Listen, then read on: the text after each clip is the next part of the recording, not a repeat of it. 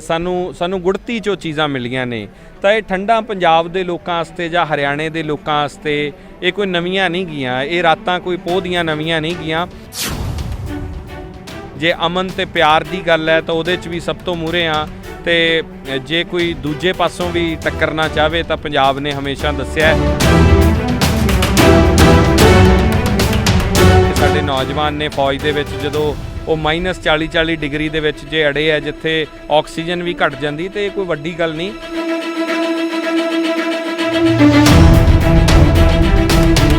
ਜਿੱਤ ਕੇ ਵੀ ਜਾਣਗੇ ਪੰਜਾਬੀ ਜਾਂ ਕਿਸਾਨ, ਇਕੱਲੇ ਪੰਜਾਬੀ ਨਹੀਂ, ਸਾਰੇ ਸਮੂਹ ਕਿਸਾਨ।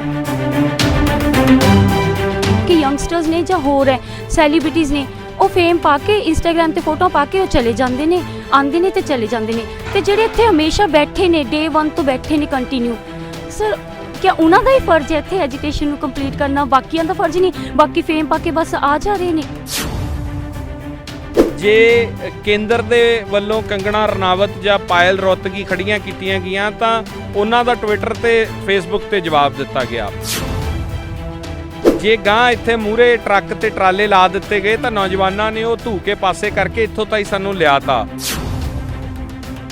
ਤੁਸੀਂ ਇਹ ਸੋਚੋ ਕਿ ਜੇ 40 ਸਿੰਘ ਚਮਕੌਰ ਦੀ ਗੜੀ ਦੇ ਵਿੱਚ ਜਦੋਂ ਲੜੇ ਤਾਂ ਕਿੰਨਾ ਵੱਡਾ ਕਨਸੀਵ ਕੀਤਾ ਹੋਣਾ ਗੁਰੂ ਸਾਹਿਬ ਨੇ। ਥਾਟ ਦੇਖੋ ਕਿੱਥੇ ਗਿਆ। ਇੱਕ ਸੈਕਿੰਡ ਵੀ ਉਹਨਾਂ ਦੇ ਜ਼ਿਹਨ 'ਚ ਆਇਆ ਨਹੀਂਗਾ ਵੀ ਨਹੀਂ ਇਹਨਾਂ ਨਾਲ ਲੜਿਆ ਨਹੀਂ ਜਾ ਸਕਦਾ। ਇਹ ਮੌਤਾਂ ਉਸ ਤਖਤ ਨੂੰ ਇਹ ਦੱਸ ਰਹੀਆਂ ਕਿ ਕੱਲਾ ਕੱਲਾ ਕਿੱਲ ਤੁਹਾਡਾ ਪੱਟਿਆ ਜਾ ਰਿਹਾ ਹੈ।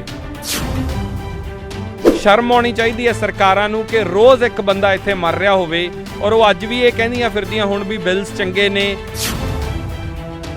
ਸੰਵਿਧਾਨ ਸਾਡਾ ਉਨਾ ਹੀ ਹੈ ਜਿੰਨਾ ਬਾਕੀ ਕਿਸੇ ਹੋਰ ਦਾ ਹੈ, ਤਾਂ ਕੋਈ ਆਸਾਨ ਥੋੜੀ ਕਰ ਰਹੇ ਹੋ ਜੇ ਸਾਡੇ ਤੇ ਤੁਸੀਂ ਕੁਝ ਚੀਜ਼ਾਂ ਕਰਕੇ ਦੇ ਰਹੇ ਹੋ।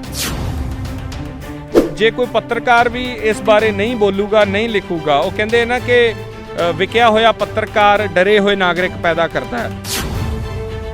ਚਿੱਠੀ ਦੇ ਵਿੱਚ ਖੁੱਲੀ ਖੱਤ ਕਿ ਮੈਂ ਵੀ ਕਿਸਾਨ ਦਾ ਪੁੱਤ ਹਾਂ, ਇਹ ਚੰਗੇ ਨੇ। ਦੂਜੇ ਪਾਸੇ ਟੇਬਲ ਟਾਕ ਦੀ ਗੱਲ ਕਰ ਰਹੇ ਹੋ ਤੁਸੀਂ, ਟੇਬਲ ਟਾਕ 'ਚ ਮੰਨ ਰਹੇ ਹੋ ਆ ਕੇ ਕਿਸਾਨਾਂ ਨਾਲ ਵੀ ਨਹੀਂ ਬਿਲਸ ਚੰਗੇ ਨਹੀਂ ਹੈਗੇ, ਬਿੱਲ ਸਹੀ ਨਹੀਂ ਹੈਗੇ, ਤਾਂ ਅਸੀਂ ਅਮੈਂਡਮੈਂਟ ਕਰ ਸਕਦੇ ਹਾਂ, ਅਸੀਂ ਵਾਪਸ ਨਹੀਂ ਲੈਣੇ। ਇਹ ਤਾਂ ਇਹ ਹੋ ਗਿਆ ਵੀ ਨਹੀਂ ਅਸੀਂ ਆਪਦੀ ਹਿੰਡ ਪਗਾਉਣੀ, ਅਸੀਂ ਇੱਥੇ ਖੜੇ ਹਾਂ। ਤੁਸੀਂ ਕੀ ਪ੍ਰੂਵ ਕਰ ਰਹੇ ਹੋ? ਆ ਜਿਹੜੇ ਇੰਨੇ ਲੋਕ ਸਾਹਮਣੇ ਖੜੇ ਆ ਕੈਮਰਾ ਘੁਮਾ ਕੇ, ਇਹਨਾਂ 'ਚ ਕੋਈ ਤੁਹਾਨੂੰ ਵੱਖਵਾਦੀ, ਅੱਤਵਾਦੀ ਕੋਈ ਕੁਝ ਦੱਸਦਾ? ਤਾਂ ਜਦੋਂ ਇਹੋ ਜਿਹਾ ਵਰਤਾਰਾ, ਇੱਕ ਨੈਰੇਟਿਵ ਸੈੱਟ ਕਰ ਦਿਓ ਕਿ ਉੱਥੇ ਟੁਕੜੇ ਟੁਕੜੇ ਗੈਂਗ, ਇਹ ਕਿਹੜੀ ਗੈਂਗ ਹੁੰਦੀ? ਟੁਕੜੇ ਟੁਕੜੇ ਗੈਂਗ ਕਿਹੜੀ ਹੁੰਦੀ? ਮੈਨੂੰ ਤਾਂ ਅੱਜ ਤੱਕ ਨਹੀਂ ਪਤਾ ਲੱਗਿਆ ਇੰਨੇ ਸਾਲਾਂ 'ਚ।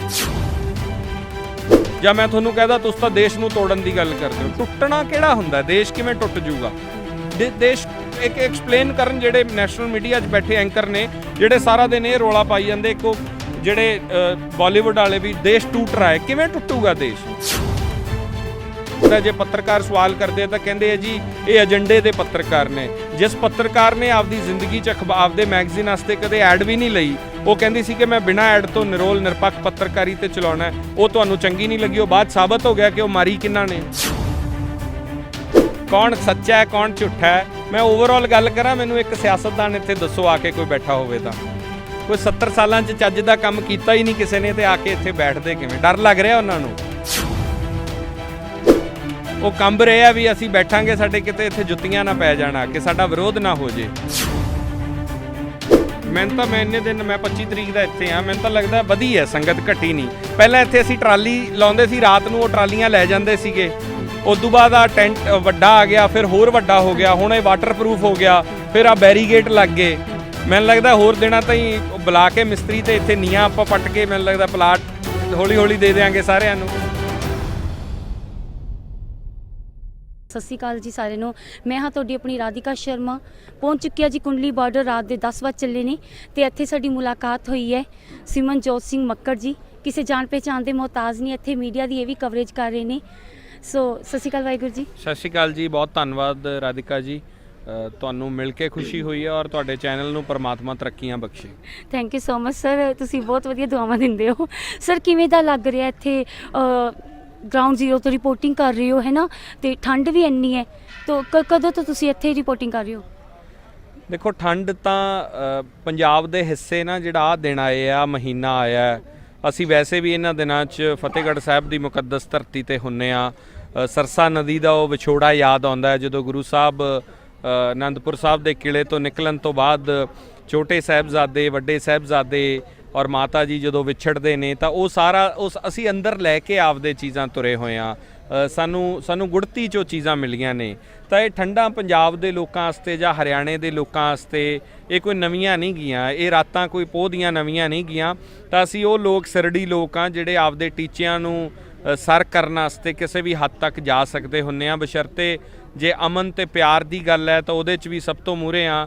ਤੇ ਜੇ ਕੋਈ ਦੂਜੇ ਪਾਸੋਂ ਵੀ ਟੱਕਰਨਾ ਚਾਹਵੇ ਤਾਂ ਪੰਜਾਬ ਨੇ ਹਮੇਸ਼ਾ ਦੱਸਿਆ ਸਿਆਚਿਨ ਗਲੇਸ਼ੀਅਰ ਦੇ ਉੱਤੇ ਸਭ ਤੋਂ ਵੱਧ ਪੰਜਾਬ ਦੇ ਜਿਹੜੇ ਸਾਡੇ ਨੌਜਵਾਨ ਨੇ ਫੌਜ ਦੇ ਵਿੱਚ ਜਦੋਂ ਉਹ -40 ਡਿਗਰੀ ਦੇ ਵਿੱਚ ਜੇ ਅੜੇ ਹੈ ਜਿੱਥੇ ਆਕਸੀਜਨ ਵੀ ਘਟ ਜਾਂਦੀ ਤੇ ਇਹ ਕੋਈ ਵੱਡੀ ਗੱਲ ਨਹੀਂ। ਬਾਕੀ ਮਾਹੌਲ ਦੀ ਗੱਲ ਹੈ ਤਾਂ ਤੁਸੀਂ ਦੇਖਿਆ ਹੀ ਹੈ, ਤੁਸੀਂ ਆਪ ਹੁਣੇ ਗੱਲ ਕਰ ਰਹੇ ਸੀ ਕਿ ਕੈਸਾ ਮਾਹੌਲ ਹੈ। ਮੈਨੂੰ ਲੱਗਦਾ ਕਿ ਇਤਿਹਾਸ ਸਿਰਜਿਆ ਜਾਣਾ ਨਹੀਂ, ਸਿਰਜਿਆ ਜਾ ਚੁੱਕਿਆ ਹੈ। ਤਾਂ ਐਜੀਟੇਸ਼ਨਾਂ ਦੇ ਨਾਲ ਪੰਜਾਬ ਤੇ ਸਾਡੀਆਂ ਕੌਮਾਂ ਤੁਰਦੀਆਂ ਆਈਆਂ, ਇਹ ਸਾਡੀ ਰੂਹ ਦੀ ਖੁਰਾਕ ਹੈ। ਤਾਂ ਮੈਂ ਕਹਿੰਦਾ ਕਿ ਜੇ ਇਹ ਨਾ ਹੋਵੇ ਜਾਂ ਇਹ ਸਾਨੂੰ ਸਮੇਂ ਬਾਅਦ ਕੁਝ ਦਹਾਕਿਆਂ ਬਾਅਦ ਇਹ ਦਿੱਕਤਾਂ ਨਾ ਮਿਲਣ ਤਾਂ ਅਸੀਂ ਥੋੜੇ ਢਿੱਲੇ ਤੇ ਕਮਜ਼ੋਰ ਪੈ ਜਾਂਦੇ। ਤਾਂ ਸਾਨੂੰ ਤਕੜਾ ਕਰਨ ਵਾਸਤੇ, ਮੁੜ ਸੁਰਜੀਤ ਕਰਨ ਵਾਸਤੇ ਐਜੀਟੇਸ਼ਨ ਆਇਆ। ਇਹ ਤਾਂ ਜਿੱਤ ਕੇ ਵੀ ਜਾਣਗੇ ਪੰਜਾਬੀ ਜਾਂ ਕਿਸਾਨ, ਇਕੱਲੇ ਪੰਜਾਬੀ ਨਹੀਂ ਸਾਰੇ ਸਮੂਹ ਕਿਸਾਨ, ਔਰ ਨਵੀਆਂ ਇਬਾਰਤਾਂ ਵੀ ਲਿਖੀਆਂ ਜਾਣਗੀਆਂ। ਸੋ ਦੱਸ ਦੇਣਾ ਚਾਹੁੰਦੀ ਹਾਂ ਜੀ, ਅੱਜ ਪੋਹ ਦੀ ਉਹ ਰਾਤ ਹੈ ਜਿਸ ਦਿਨ ਗੁਰੂ ਗੋਬਿੰਦ ਸਿੰਘ ਜੀ ਆਨੰਦਗੜ੍ਹ ਦੇ ਕਿਲੇ 'ਚੋਂ ਨਿਕਲ ਗਏ ਸੀ ਪੂਰੇ ਪਰਿਵਾਰ ਦੇ ਨਾਲ, ਤੇ ਉਸ ਤੋਂ ਬਾਅਦ ਉਹਨਾਂ ਦਾ ਪਰਿਵਾਰ ਕਦੇ ਵੀ ਇਕੱਠਾ ਨਹੀਂ ਹੋ ਸਕਿਆ।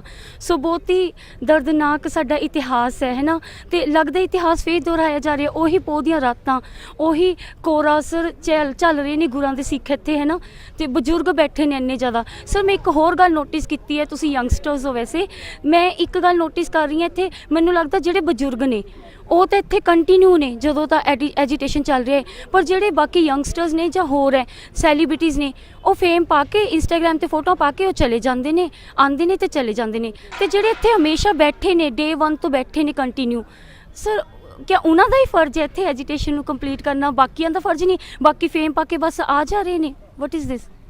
ਦੇਖੋ, ਮੈਂ ਸਮਝਦਾ ਕਿ ਸਾਨੂੰ ਪਹਿਲੀ ਗੱਲ ਤਾਂ ਐਜੀਟੇਸ਼ਨ ਨੂੰ ਲੈ ਕੇ ਬਹੁਤ ਪੋਜ਼ਿਟਿਵ ਹੋਣ ਦੀ ਲੋੜ ਹੈ। ਹਾਂਜੀ, ਤੁਹਾਡਾ ਸਵਾਲ ਵਾਜਬ ਹੈ, ਬਟ ਮੇਰਾ ਜਿਹੜਾ ਦੇਖਣ ਦਾ ਨਜ਼ਰੀਆ ਉਹ ਵੱਖਰਾ ਹੈ। ਮੈਂ ਸਮਝਦਾ ਜੇ ਕਿਸੇ ਨੇ ਤਿਨਕਾ ਭਰ ਵੀ ਇਸ ਐਜੀਟੇਸ਼ਨ ਦੇ ਵਿੱਚ ਆਪਦਾ ਯੋਗਦਾਨ ਪਾਇਆ ਹੈ, ਜੇ ਕੋਈ ਚਾਹੇ ਬਾਹਰ ਬੈਠਾ ਹੋਇਆ ਸਾਡਾ ਭਰਾ ਟਵੀਟ ਵੀ ਕਰ ਰਿਹਾ ਹੈ, ਜੇ ਕੋਈ ਇੰਸਟਾ ਤੇ ਫੋਟੋ ਵੀ ਪਾ ਰਿਹਾ ਹੈ, ਤਾਂ ਇਹ ਜਿਹੜੀ ਇਹ ਲੜਾਈ ਹੈ ਨਾ, ਇਹ ਇੱਕ ਐਂਡ ਤੋਂ ਨਹੀਂ, ਇਹ ਸਾਰੇ ਐਂਡਸ ਤੋਂ ਲੜੀ ਜਾਣ ਦੀ ਲੜਾਈ ਹੈ। ਜੇ ਕੇਂਦਰ ਦੇ ਵੱਲੋਂ ਕੰਗਣਾ ਰਣਾਵਤ ਜਾਂ ਪਾਇਲ ਰੌਤਗੀ ਖੜੀਆਂ ਕੀਤੀਆਂ ਗਈਆਂ ਤਾਂ ਉਹਨਾਂ ਦਾ ਟਵਿੱਟਰ ਤੇ ਫੇਸਬੁੱਕ ਤੇ ਜਵਾਬ ਦਿੱਤਾ ਗਿਆ। ਜੇ ਗਾਂ ਇੱਥੇ ਮੂਹਰੇ ਟਰੱਕ ਤੇ ਟਰਾਲੇ ਲਾ ਦਿੱਤੇ ਗਏ ਤਾਂ ਨੌਜਵਾਨਾਂ ਨੇ ਉਹ ਧੂ ਕੇ ਪਾਸੇ ਕਰਕੇ ਇੱਥੋਂ ਤਾਈਂ ਸਾਨੂੰ ਲਿਆ ਤਾ। ਜੇ ਬੁੱਧੀ ਤੇ ਵਿਵੇਕ ਦੀ ਲੋੜ ਸੀ ਤਾਂ ਸਾਡੇ ਬਾਬਿਆਂ ਨੇ ਸਾਨੂੰ ਦੱਸਿਆ ਕਿ ਪੁੱਤ ਇਉਂ ਨਹੀਂ ਤੇ ਇਉਂ ਕਰਨਾ ਹੈ। ਸਾਡੀਆਂ ਮਾਵਾਂ ਤੇ ਸਾਡੀਆਂ ਭੈਣਾਂ ਇੱਥੇ ਆ ਕੇ ਇਹ ਦੱਸ ਕੇ ਗਈਆਂ, ਪੂਰੀ ਦੁਨੀਆ ਨੂੰ ਸੁਨੇਹਾ ਦੇ ਕੇ ਗਈਆਂ ਵੀ ਇਹ ਹੋਰ ਕੋਈ ਐਜੀਟੇਸ਼ਨ ਨਹੀਂ, ਇਹ ਉਹ ਐਜੀਟੇਸ਼ਨ ਹੈ ਜਿੱਥੇ 6 ਸਾਲ ਦੀ ਬੱਚੀ ਤੋਂ ਲੈ ਕੇ 90 ਸਾਲ ਦੀ ਮਾਂ ਸਾਡੀ ਸੁਰੱਖਿਅਤ ਹੈ। ਇਹ ਮੈਸੇਜ ਜਾਂਦਾ ਹੈ ਨਾ। ਜਦੋਂ ਤੁਸੀਂ ਵੀ ਇੱਥੇ ਰਾਤ ਦੇ 11 ਵਜੇ 10:30 ਵਜੇ ਮੇਰੀ ਇੰਟਰਵਿਊ ਕਰ ਰਹੇ ਹੋ ਤਾਂ ਤੁਸੀਂ ਇਹ ਮੈਸੇਜ ਆਪਣੇ ਆਪ ਹੀ ਦੇ ਰਹੇ ਹੋ ਕਿ ਜੇ ਤੁਸੀਂ ਇੱਥੇ ਖੜੇ ਹੋ ਮਤਲਬ ਕਿ ਆਲਾ ਦੁਆਲਾ ਕਿੰਨਾ ਸੇਫ ਹੈ। ਤਾਂ ਹਰ ਬੰਦੇ ਦਾ ਯੋਗਦਾਨ ਹੈ, ਚਾਹੇ ਉਹ ਕੋਈ ਐਕਟਰ ਹੈ, ਚਾਹੇ ਗਾਇਕ ਹੈ, ਚਾਹੇ ਸਾਡੇ ਕਿਸਾਨ ਆਗੂ ਨੇ, ਚਾਹੇ ਨੌਜਵਾਨ ਨੇ, ਚਾਹੇ ਕੋਈ 1 ਮਿੰਟ ਵਾਸਤੇ ਵੀ ਆਇਆ ਪਰ ਉਹ ਆਪਦੀ ਹਾਜ਼ਰੀ ਲਵਾ ਕੇ ਗਿਆ। ਤਾਂ ਮੈਂ ਸਮਝਦਾ ਕਿ ਸਭ ਤੋਂ ਵੱਡੀ ਗੱਲ ਹੈ ਕਿ ਪੋਜ਼ਿਟਿਵ ਹੋਣ ਦੀ ਲੋੜ ਹੈ।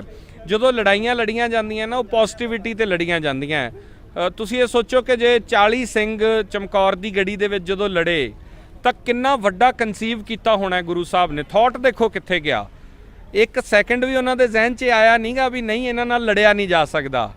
ਤਾਂ ਉਹਨਾਂ ਨੇ ਕਨਸੀਵ ਕੀਤਾ ਹੈ ਨਾ, ਬਿਲੀਵ ਹੋਇਆ ਉਹਨਾਂ ਨੂੰ ਆਪਣੇ ਆਪ ਤੇ ਵੀ ਨਹੀਂ ਇਹ ਲੜਨਗੇ ਜਾ ਕੇ। ਤੇ ਉਹ 5-5 ਕਰਕੇ ਗਏ ਤੇ ਐਸੀ ਯੁੱਧ ਹੋਇਆ, ਐਸੀ ਜੰਗ ਹੋਈ ਕਿ ਦੁਨੀਆ ਉਹਦੀ ਮਿਸਾਲਾਂ ਅੱਜ ਦੁਨੀਆ ਦਿੰਦੀ ਹੈ। ਜੇ ਸਾਰਾਗੜੀ 'ਚ 21 ਸਿੰਘਾਂ ਨੇ ਅਫਗਾਨ ਦੀਆਂ ਲੱਖਾਂ ਫੌਜਾਂ ਨੂੰ ਜਾ ਕੇ ਇੱਟ ਦਾ ਜਵਾਬ ਪੱਥਰ ਨਾਲ ਦਿੱਤਾ ਤਾਂ ਇਹ ਕਨਸੀਵ ਕਰਨ ਦੀ ਗੱਲ ਹੈ। ਸੋ ਨੈਗੇਟਿਵਿਟੀ ਮੈਨੂੰ ਲੱਗਦਾ ਕਿ ਨਹੀਂ ਲਿਆਉਣੀ ਚਾਹੀਦੀ। ਸਾਨੂੰ ਹਰ ਉਸ ਨੌਜਵਾਨ ਦਾ, ਬਜ਼ੁਰਗ ਦਾ, ਬੱਚੇ ਦਾ, ਦਿੱਲੀ ਦੀ ਸੰਗਤ ਆ ਰਹੀ ਹੈ, ਦਿੱਲੀ ਤੋਂ ਕਿੰਨੀਆਂ ਭੈਣਾਂ ਰੋਜ਼ ਆਉਂਦੀਆਂ ਵਾਪਸ ਜਾਂਦੀਆਂ, ਕੱਲਾ ਬੰਦਾ, ਕੋਈ ਡਰਾਈਵਰ ਆ ਰਿਹਾ ਜਿਹੜਾ ਟੈਕਸੀ 'ਚ ਕਿਸੇ ਨੂੰ ਛੱਡ ਕੇ ਵੀ ਜਾ ਰਿਹਾ ਵਾਪਸ ਜਾ ਰਿਹਾ, ਉਹਦਾ ਵੀ ਧੰਨਵਾਦ, ਉਹਨੇ ਜਵਾਬ ਨਹੀਂ ਦਿੱਤਾ। ਜੇ ਕੋਈ ਪਿੱਛੋਂ ਬਾਲਣ ਲੈ ਕੇ ਟਰਾਲੀਆਂ ਤੇ ਮੁੰਡੇ ਅੱਜ ਮੈਂ ਦੇਖੇ ਚੱਲੇ ਹੋਏ ਆ ਛੋਟੇ, ਉਹਨਾਂ ਦਾ ਵੀ ਧੰਨਵਾਦ ਹੈ। 13 ਸਾਲ ਦਾ ਬੱਚਾ ਰਾਜਪੁਰੇ ਤੋਂ ਕਿਸੇ ਨਾਲ ਐਕਟਿਵਾ ਤੇ ਬਹਿ ਕੇ ਕੱਲਾ ਇੱਥੋਂ ਤੱਕ ਪਿਓ ਨਾਲ ਲੜ ਕੇ ਆ ਗਿਆ, ਉਹਦਾ ਵੀ ਧੰਨਵਾਦ ਹੈ। ਤੁਹਾਡਾ ਤੇ ਤੁਹਾਡੇ ਜਿਹੜੇ ਨਾਲ ਸਾਥੀ ਨੇ ਜੇ ਕੋਈ ਕੈਮਰਾ ਚਲਾ ਰਿਹਾ, ਟਰਾਈਪੋਡ ਚੱਕ ਰਿਹਾ, ਕੋਈ ਪਿੱਛੇ ਤਾਰਾਂ ਚੱਕ ਰਿਹਾ ਤੇ ਉਹ ਲਪੇਟ ਰਿਹਾ, ਸਿਰਫ ਇੰਨਾ ਕੰਮ ਹੈ, ਉਹਦਾ ਵੀ ਧੰਨਵਾਦ ਹੈ। ਸੋ ਸਾਨੂੰ ਉਸ ਅਸੀਂ ਕਿਹੜੇ ਜਜ਼ਬੇ ਦੇ ਹਾਂ? ਅਸੀਂ ਗੁਰੂ ਸਾਹਿਬ ਦੇ ਉਸ ਫਲਸਫੇ ਤੇ ਜੀਣ ਵਾਲੇ ਹਾਂ ਜੋ ਇਹ ਦੱਸਦੇ ਸੀਗੇ ਕਿ ਜੇ ਮਾਤਾ ਜੀ ਦਿੱਲੀ ਵੱਲ ਨੂੰ ਆ ਗਏ, ਮਾਤਾ ਗੁਜਰ ਕੌਰ ਤੇ ਛੋਟੇ ਸਾਹਿਬਜ਼ਾਦਿਆਂ ਨੂੰ ਉੱਥੇ ਠੰਡੇ ਬੁਰਜ ਤੇ ਉਹਨਾਂ ਨੇ ਕੈਦ ਕਰ ਲਿਆ ਸੀਗਾ, ਵੱਡੇ ਸਾਹਿਬਜ਼ਾਦੇ ਸ਼ਹੀਦ ਹੋ ਗਏ ਸੀ, ਉਹਨਾਂ ਨੇ ਫਿਰ ਵੀ ਚੜ੍ਹਦੀ ਕਲਾ ਦੀ ਗੱਲ ਹੀ ਕੀਤੀ ਹੈ। ਤਾਂ ਉਸ ਫਲਸਫੇ ਨੂੰ ਲੈ ਕੇ ਚੱਲਣ ਵਾਲੇ ਹਾਂ। ਔਰ ਦੂਜੀ ਗੱਲ ਹੈ ਕਿ ਕੱਲਾ ਪੰਜਾਬ ਨਹੀਂ ਹੈ, ਅਸੀਂ ਛੋਟਾ ਨਾ ਕਰੀਏ ਇਸ ਲੜਾਈ ਨੂੰ। ਕੱਲਾ ਸਿੱਖ ਨਹੀਂ ਹੈ ਤੇ ਪੰਜਾਬ ਨਹੀਂ ਹੈ, ਇਹ ਸਮੁੱਚਤਾ ਦੀ ਲੜਾਈ ਹੈ, ਕਿਸਾਨੀ ਦੀ ਲੜਾਈ ਹੈ, ਕੱਲੇ ਭਾਰਤੀ ਦੀ ਲੜਾਈ ਹੈ। ਉਹ ਕਿਸੇ ਵੀ ਜ਼ਾਤ, ਮਜ਼ਹਬ, ਕੌਮ ਜਾਂ ਕਿਸੇ ਵੀ ਖਿੱਤੇ ਦੇ ਨਾਲ ਸੰਬੰਧ ਰੱਖਦਾ ਹੋ ਸਕਦਾ। ਸਰ ਜਿਵੇਂ ਕਿ ਇੰਨਾ ਕੋਰਾ ਪੈ ਰਿਹਾ ਏ, ਅਸੀਂ ਵੀ 3 ਵਜੇ ਆਏ ਸੀ ਸਵੇਰੇ, 10-20 ਤੋਂ ਜ਼ਿਆਦਾ ਸਪੀਡ 'ਚ ਗੱਡੀ ਨਹੀਂ ਚੱਲ ਰਹੀ ਸੀ, ਡਰ ਲੱਗ ਰਿਹਾ ਸੀ ਵੀ ਕੋਰੇ 'ਚ ਤੁਹਾਨੂੰ ਪਤਾ ਕਿੰਨੇ ਐਕਸੀਡੈਂਟਸ ਹੁੰਦੇ ਨੇ, ਕਿੰਨੀਆਂ ਮਾਵਾਂ ਦੇ ਪੁੱਤ ਮਰ ਗਏ, ਕੋਈ 22 ਸਾਲ ਦਾ, ਕਿਸੇ ਦੇ ਵਿਆਹ ਨੂੰ 40 ਦਿਨ ਹੋਏ ਸੀ ਹਲੇ, ਉਹ ਕੀਰਨੇ ਕੰਨਾਂ ਵਿੱਚ ਗੂੰਜਦੇ ਨੇ। ਕਈ ਬਾਪੂ ਜੀ ਅੱਜ ਸਾਨੂੰ ਬਾਈਟ ਦਿੰਦੇ ਉਹਦੀਆਂ ਅੱਖਾਂ ਵਿੱਚ ਹੰਝੂ ਸੀ। ਸੋ ਕਿਧਰੇ ਕਿਤੇ ਇਹ ਮਤਲਬ ਕਿਸਾਨ ਕਮਜ਼ੋਰ ਤਾਂ ਨਹੀਂ ਪੈ ਰਹੇ ਇੰਨੀਆਂ ਮਤਲਬ ਸ਼ਹੀਦੀਆਂ ਦੇਖ ਕੇ? ਸ਼ਹਾਦਤ ਨਾ ਕਦੇ ਕਮਜ਼ੋਰ ਨਹੀਂ ਕਰਦੀ ਸਾਨੂੰ, ਪਰ ਸਾਨੂੰ ਦੁੱਖ ਬਹੁਤ ਹੈ।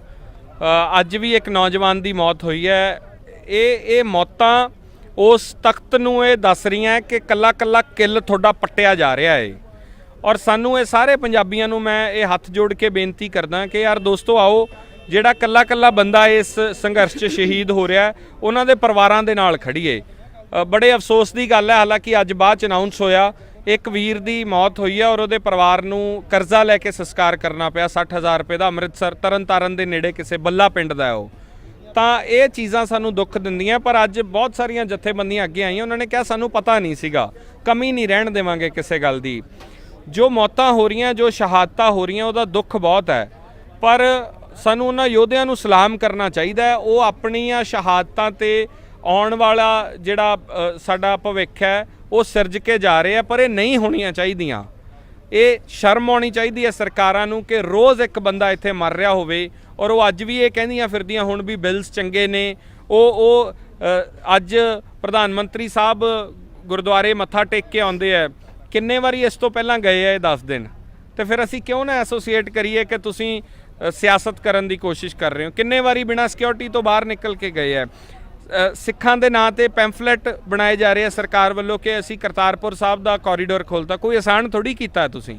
ਅਸੀਂ ਦੇਸ਼ ਦੇ ਬਸ਼ਿੰਦੇ ਆ ਇੱਥੋਂ ਦੇ, ਅਸੀਂ ਉਨਾ ਹੀ ਹੱਕ ਰੱਖਦੇ ਹਾਂ, ਅਸੀਂ ਨਾਗਰਿਕ ਹਾਂ, ਸੰਵਿਧਾਨ ਸਾਡਾ ਉਨਾ ਹੀ ਹੈ ਜਿੰਨਾ ਬਾਕੀ ਕਿਸੇ ਹੋਰ ਦਾ ਹੈ। ਤਾਂ ਕੋਈ ਆਸਾਨ ਥੋੜੀ ਕਰ ਰਹੇ ਹੋ ਜੇ ਸਾਡੇ ਤੇ ਤੁਸੀਂ ਕੁਝ ਚੀਜ਼ਾਂ ਕਰਕੇ ਦੇ ਰਹੇ ਹੋ। ਤਾਂ ਸਾਨੂੰ ਇਹ ਮਹਿਸੂਸ ਕਿਉਂ ਕਰਾਇਆ ਜਾਂਦਾ ਹੈ ਜੇ ਤੁਸੀਂ ਕਦੇ ਕਿਸੇ ਹੋਰ ਕੌਮ ਵਾਸਤੇ ਜਾਂ ਕਿਸੇ ਹੋਰ ਸੂਬੇ ਵਾਸਤੇ ਕੋਈ ਪੈਂਫਲੇਟ ਬਣਾ ਕੇ ਵੰਡਿਆ ਵੀ ਤੁਹਾਡੇ ਵਾਸਤੇ ਅਸੀਂ ਆਹ ਕੀਤਾ ਹੈ।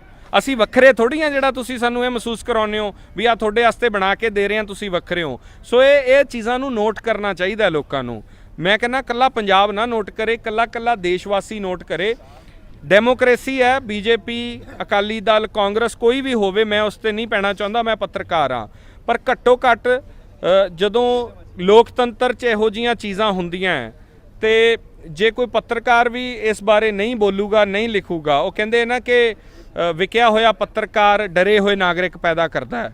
ਤੇ ਡਰੇ ਹੋਏ ਨਾਗਰਿਕ ਪੰਜਾਬ ਤਾਂ ਨਹੀਂ ਪੈਦਾ ਹੋਣ ਦੇਊਗਾ। ਇਹ ਮੈਨੂੰ ਲੱਗਦਾ ਜੇ ਕੋਈ ਵਿਕ ਜੂਗਾ ਤਾਂ ਪੰਜਾਬ ਉਹਨੂੰ ਬਰਦਾਸ਼ਤ ਨਹੀਂ ਕਰੂਗਾ। ਤੁਸੀਂ ਗੱਲ ਕੀਤੀ ਹੈ ਕਿ ਪ੍ਰਧਾਨ ਮੰਤਰੀ ਜੀ ਅੱਜ ਗੁਰਦੁਆਰਾ ਸਾਹਿਬ ਗਏ ਸੀ, ਸ਼ਾਇਦ ਪਹਿਲਾਂ ਜ਼ਿੰਦਗੀ 'ਚ ਕਦੇ ਨਹੀਂ ਗਏ ਹੋਣੇ ਉਹ, ਹੈ ਨਾ, ਕਿਉਂਕਿ ਲੋਕ ਕਹਿੰਦੇ ਨੇ RSS ਦੇ ਤੇ ਉਹ ਹਿੰਦੂ ਇਜ਼ਮ ਨਾਲ ਹੈ ਨਾ ਰਿਲੇਟਡ ਨੇ।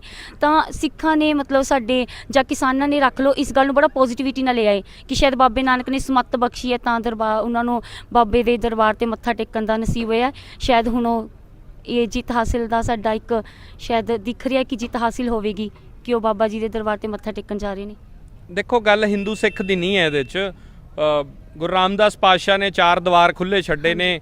ਹਿੰਦੂ ਸਿੱਖ ਮੁਸਲਮਾਨ ਕੋਈ ਵੀ ਧਰਮ ਜਾਤ ਪਾਤ ਹੋਵੇ ਉਹ ਆਉਂਦਾ, ਸੀਸ ਨਵਾਉਂਦਾ। ਗੁਰੂ ਘਰ ਦੇ ਵਿੱਚ ਗੁਰੂ ਗ੍ਰੰਥ ਸਾਹਿਬ ਮਹਾਰਾਜ ਸਮੁੱਚੀ ਦੁਨੀਆ ਦੇ ਨੇ, ਹੈ ਨਾ। ਉਹ ਪ੍ਰਕਾਸ਼, ਉਹ ਚਾਨਣ ਸੀਮਤ ਨਹੀਂ ਹੈ, ਨਾ ਮੇਰੇ ਤੱਕ, ਨਾ ਤੁਹਾਡੇ ਤੱਕ, ਨਾ ਕਿਸੇ ਹੋਰ ਤੱਕ। ਗੱਲ ਇਹ ਨਹੀਂ ਹੈ ਉਹ ਜਾਣ ਜੀ ਸਦਕੇ ਰੋਜ਼ ਮੱਥਾ ਟੇਕਣ, ਚਾਹੇ ਮਹਾਰਾਜ ਦਾ ਪ੍ਰਕਾਸ਼ ਜੇ ਕੈਨੇਡਾ ਦੀ ਸੰਸਦ 'ਚ ਹੁੰਦਾ ਇੱਥੇ ਵੀ ਕਰਾ ਲਿਆ ਕਰਨ, ਅਸੀਂ ਚਾਹੁੰਦੇ ਹਾਂ ਕਿ ਵਿਸਾਖੀ ਤੇ। ਪਰ ਗੱਲ ਇਹ ਨਹੀਂ ਹੈ, ਗੱਲ ਮਨਸ਼ਾ ਤੇ ਸਵਾਲ ਕੀਤਾ ਜਾ ਰਿਹਾ ਹੈ, ਟਾਈਮਿੰਗ ਤੇ ਸਵਾਲ ਕੀਤਾ ਜਾ ਰਿਹਾ ਹੈ ਕਿ ਇਸ ਤੋਂ ਪਹਿਲਾਂ ਬਹੁਤ ਵੱਡੇ ਬਹੁਤ ਮੁਕੱਦਸ ਦਿਨ ਹੋਰ ਆਉਂਦੇ ਹੈ।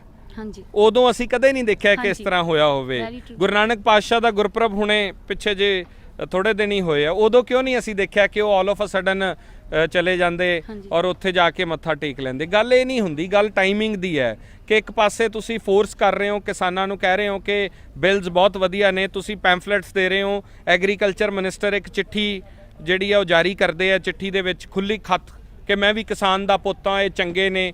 ਦੂਜੇ ਪਾਸੇ ਟੇਬਲ ਟਾਕ ਦੀ ਗੱਲ ਕਰ ਰਹੇ ਹੋ, ਤੁਸੀਂ ਟੇਬਲ ਟਾਕ 'ਚ ਮੰਨ ਰਹੇ ਹੋ ਆ ਕੇ ਕਿਸਾਨਾਂ ਨਾਲ ਵੀ ਨਹੀਂ ਬਿਲਸ ਚੰਗੇ ਨਹੀਂ ਹੈਗੇ, ਬਿੱਲ ਸਹੀ ਨਹੀਂ ਹੈਗੇ, ਤਾਂ ਅਸੀਂ ਅਮੈਂਡਮੈਂਟ ਕਰ ਸਕਦੇ ਹਾਂ, ਅਸੀਂ ਵਾਪਸ ਨਹੀਂ ਲੈਣੇ। ਸੁਪਰੀਮ ਕੋਰਟ 'ਚ ਜਾ ਕੇ ਤੁਸੀਂ ਪਹੁੰਚਦੇ ਹੋ ਤਾਂ ਉੱਥੋਂ ਵੀ ਤੁਹਾਨੂੰ ਸੁਪਰੀਮ ਕੋਰਟ ਸਵਾਲ ਕਰਦਾ ਹੈ ਕਿ ਜਦੋਂ ਤੱਕ ਟਾਕ ਹੋ ਰਹੀ ਹੈ ਤੁਸੀਂ ਬਿਲਸ ਮੁਅੱਤਲ ਕਰ ਲਓ, ਉਦੋਂ ਤੱਕ ਨਾ ਇਹਨੂੰ ਲਾਗੂ ਕਰੋ, ਪਹਿਲਾਂ ਟੇਬਲ ਟਾਕ ਪੂਰੀ ਹੋ ਜੇ। ਤਾਂ ਕਿਸੇ ਗੱਲ ਤੇ ਤਾਂ ਸਰਕਾਰ ਆਵੇ। ਦੇਖੋ ਇਹ ਤਾਂ ਅੜੀਅਲ ਰਵੱਈਆ ਹੋ ਗਿਆ। ਇਹ ਤਾਂ ਇਹ ਹੋ ਗਿਆ ਵੀ ਨਹੀਂ ਅਸੀਂ ਆਪਦੀ ਹਿੰਡ ਪਗਾਉਣੀ, ਅਸੀਂ ਇੱਥੇ ਖੜੇ ਆ। ਤੁਸੀਂ ਕੀ ਪ੍ਰੂਵ ਕਰ ਰਹੇ ਹੋ? ਆ ਜਿਹੜੇ ਇੰਨੇ ਲੋਕ ਸਾਹਮਣੇ ਖੜੇ ਆ ਕੈਮਰਾ ਘੁਮਾ ਕੇ, ਇਹਨਾਂ 'ਚ ਕੋਈ ਤੁਹਾਨੂੰ ਵੱਖਵਾਦੀ ਅੱਤਵਾਦੀ ਕੋਈ ਕੁਝ ਦੱਸਦਾ? ਕੋਈ ਇੱਕ ਬੰਦਾ ਦਾ ਚਿਹਰਾ ਤੁਸੀਂ ਮੈਨੂੰ ਦੱਸੋ। ਹਰੇਕ ਕਿਸਾਨ ਦਾ ਪੁੱਤ ਹੋਊਗਾ ਇੱਥੇ, ਜੇ ਨਹੀਂ ਕਿਸਾਨ ਦਾ ਹੋਊਗਾ ਤਾਂ ਕਿਸਾਨੀ ਨਾਲ ਸੰਬੰਧ ਘੱਟੋ ਘੱਟ ਰੱਖਦਾ ਹੋਊਗਾ। ਤਾਂ ਜਦੋਂ ਇਹੋ ਜਿਹਾ ਵਰਤਾਰਾ ਇੱਕ ਨੈਰੇਟਿਵ ਸੈੱਟ ਕਰ ਦਿਓ ਕਿ ਉੱਥੇ ਟੁਕੜੇ ਟੁਕੜੇ ਗੈਂਗ, ਇਹ ਕਿਹੜੀ ਗੈਂਗ ਹੁੰਦੀ? ਟੁਕੜੇ ਟੁਕੜੇ ਗੈਂਗ ਕਿਹੜੀ ਹੁੰਦੀ? ਮੈਨੂੰ ਤਾਂ ਅੱਜ ਤੱਕ ਨਹੀਂ ਪਤਾ ਲੱਗਿਆ ਇੰਨੇ ਸਾਲਾਂ 'ਚ। ਜਦੋਂ ਹਰ ਮੁਲਕ ਦੇ ਵਿੱਚ ਹਰ ਬੰਦੇ ਨੂੰ ਆਪਦੀ ਗੱਲ ਰੱਖਣ ਦਾ ਹੱਕ ਹੈ, ਤੁਹਾਨੂੰ ਵੀ ਮੈਨੂੰ ਵੀ। ਔਰ ਜੇ ਮੈਂ ਤੁਹਾਡੇ ਓਪੀਨੀਅਨ ਨਾਲ ਸਹਿਮਤ ਨਹੀਂ ਆ ਤਾਂ ਇਹਦਾ ਮਤਲਬ ਇਹ ਨਹੀਂ ਕਿ ਮੈਂ ਤੁਹਾਨੂੰ ਕਹਿ ਦਾਂ ਕਿ ਜਾਓ ਪਾਕਿਸਤਾਨ ਚਲੇ ਜਾਓ, ਜਾਂ ਮੈਂ ਤੁਹਾਨੂੰ ਕਹਿਦਾ ਤੁਸੀਂ ਤਾਂ ਦੇਸ਼ ਨੂੰ ਤੋੜਨ ਦੀ ਗੱਲ ਕਰਦੇ ਹੋ। ਟੁੱਟਣਾ ਕਿਹੜਾ ਹੁੰਦਾ? ਦੇਸ਼ ਕਿਵੇਂ ਟੁੱਟ ਜਾਊਗਾ? ਦੇਸ਼ ਇੱਕ ਐਕਸਪਲੇਨ ਕਰਨ ਜਿਹੜੇ ਨੈਸ਼ਨਲ ਮੀਡੀਆ 'ਚ ਬੈਠੇ ਐਂਕਰ ਨੇ, ਜਿਹੜੇ ਸਾਰਾ ਦਿਨ ਇਹ ਰੋਲਾ ਪਾਈ ਜਾਂਦੇ, ਇੱਕੋ ਜਿਹੜੇ ਬਾਲੀਵੁੱਡ ਵਾਲੇ ਵੀ, ਦੇਸ਼ ਟੁੱਟ ਰਿਹਾ ਹੈ। ਕਿਵੇਂ ਟੁੱਟੂਗਾ ਦੇਸ਼? ਦੇਸ਼ ਤਾਂ ਜੁੜ ਰਿਹਾ ਹੈ। ਤੁਹਾਨੂੰ ਇੱਥੇ ਆ ਕੇ ਮੈਨੂੰ ਦੱਸੋ ਦੇਸ਼ ਟੁੱਟਦਾ ਦਿਸਿਆ ਕਿ ਜੁੜਦਾ ਦਿਸਿਆ? ਮੈਨੂੰ ਤਾਂ ਤੁਸੀਂ ਮਾਫ ਕਰ ਮੇਰੀ ਭੈਣ, ਹਿੰਦੂ ਪਰਿਵਾਰ ਤੋਂ ਬਿਲੋਂਗ ਕਰਦੇ ਹੋ, ਮੈਂ ਇੱਕ ਸਿੱਖ ਪਰਿਵਾਰ ਤੋਂ ਬਿਲੋਂਗ ਕਰਦਾ। ਇੱਥੇ ਮੁਸਲਮਾਨ ਵੀ ਦਿਸ ਜਾਣਗੇ, ਇੱਥੇ ਜੈਨੀ ਵੀ ਦਿਸ ਜਾਣਗੇ ਤੁਹਾਨੂੰ। ਤਾਂ ਇਹ ਦੇਸ਼ ਟੁੱਟਿਆ ਕਿ ਜੁੜਿਆ? ਮੈਨੂੰ ਇਹ ਦੱਸੋ। ਹਾਂਜੀ ਜੁੜਿਆ ਜੀ। ਤਾਂ ਫਿਰ ਇਹ ਜਦੋਂ ਇਹੋ ਜਿਹੇ ਨੈਰੇਟਿਵ ਸੈੱਟ ਹੁੰਦੇ ਆ ਵੀ ਟੁਕੜੇ ਟੁਕੜੇ ਗੈਂਗ ਹੈ, ਦੇਸ਼ ਤੋੜਿਆ ਜਾ ਰਿਹਾ ਹੈ, ਉਹ ਸਿਰਫ ਇੱਕ ਭਰਮ ਪੈਦਾ ਕਰਕੇ ਉਹ ਇੱਕ ਸੈੱਟ ਆਫ ਪੀਪਲ ਨੂੰ ਇਹ ਸਮਝਾਇਆ ਜਾ ਰਿਹਾ ਵੀ ਇਹ ਅਸੀਂ ਇਹ ਮੰਨਣੀ ਨਹੀਂ। ਜੇ ਬਿਹਾਰ ਖੜਾ ਉੱਠਦਾ ਤਾਂ ਉਹ ਨਕਸਲਾਈਟ ਹੈ, JNU ਦੇ ਵਿਦਿਆਰਥੀ ਉੱਠਦੇ ਨੇ ਉਹ ਅਰਬਨ ਨਕਸਲਾਈਟ ਨੇ, ਜੇ ਅਵਾਰਡ ਵਾਪਸ ਕੀਤੇ ਜਾਂਦੇ ਉਹ ਗੈਂਗ ਬਣ ਜਾਂਦਾ। ਦੇਖੋ ਸੁਰਜੀਤ ਪਾਤਰ ਵਰਗਾ ਗੈਂਗ ਦਾ ਤੁਹਾਨੂੰ ਲੱਗਦਾ ਵੀ ਉਹ ਗੈਂਗ ਹੈ? ਜੇ ਪੱਤਰਕਾਰ ਦੀ ਮੌਤ ਹੋ ਜਾਂਦੀ ਹੈ, ਜਦੋਂ ਗੌਰੀ ਲੰਕੇਸ਼ ਨੂੰ ਮਾਰਿਆ ਜਾਂਦਾ, ਜੇ ਪੱਤਰਕਾਰ ਸਵਾਲ ਕਰਦੇ ਆ ਤਾਂ ਕਹਿੰਦੇ ਆ ਜੀ ਇਹ ਏਜੰਡੇ ਦੇ ਪੱਤਰਕਾਰ ਨੇ। ਜਿਸ ਪੱਤਰਕਾਰ ਨੇ ਆਪਦੀ ਜ਼ਿੰਦਗੀ 'ਚ ਆਪਦੇ ਮੈਗਜ਼ੀਨ ਵਾਸਤੇ ਕਦੇ ਐਡ ਵੀ ਨਹੀਂ ਲਈ, ਉਹ ਕਹਿੰਦੀ ਸੀ ਕਿ ਮੈਂ ਬਿਨਾਂ ਐਡ ਤੋਂ ਨਿਰੋਲ ਨਿਰਪੱਖ ਪੱਤਰਕਾਰੀ ਤੇ ਚਲਾਉਣਾ, ਉਹ ਤੁਹਾਨੂੰ ਚੰਗੀ ਨਹੀਂ ਲੱਗੀ, ਉਹ ਬਾਅਦ ਸਾਬਤ ਹੋ ਗਿਆ ਕਿ ਉਹ ਮਾਰੀ ਕਿਹਨਾਂ ਨੇ। ਤਾਂ ਇਹ ਸਾਰਾ ਨੈਰੇਟਿਵ ਕਿਉਂ ਸੈੱਟ ਕੀਤਾ ਜਾ ਰਿਹਾ ਹੈ? ਮੂਰਖ ਥੋੜੀ ਨੇ ਲੋਕ, ਮੈਨੂੰ ਇਹ ਦੱਸੋ। ਦੇਖੋ ਜਿਹੜੀ ਜਾਗ ਨਾ, ਕਈ ਵਾਰੀ ਦਹੀਂ ਨੂੰ ਜਾਗ ਔਖਾ ਲੱਗਦਾ, ਕਈ ਵਾਰੀ ਦੁੱਧ ਮਾੜਾ ਹੁੰਦਾ, ਇਹ ਜਾਗ ਲਾ ਦੇਣਗੇ। ਪੰਜਾਬ 'ਚੋਂ ਕ੍ਰਾਂਤੀ ਕਿੱਥੋਂ ਉੱਠਦੀ ਹੈ? ਬੰਗਾਲ ਤੋਂ ਉੱਠੀ ਜਾਂ ਪੰਜਾਬ ਤੋਂ ਉੱਠੀ? ਤਾਂ ਐਤਕੀ ਪੰਜਾਬ ਤੋਂ ਉੱਠੀ ਹੈ, ਬਾਕੀ ਦੇਸ਼ ਹੌਲੀ ਹੌਲੀ ਨਾਲ ਆ ਰਿਹਾ।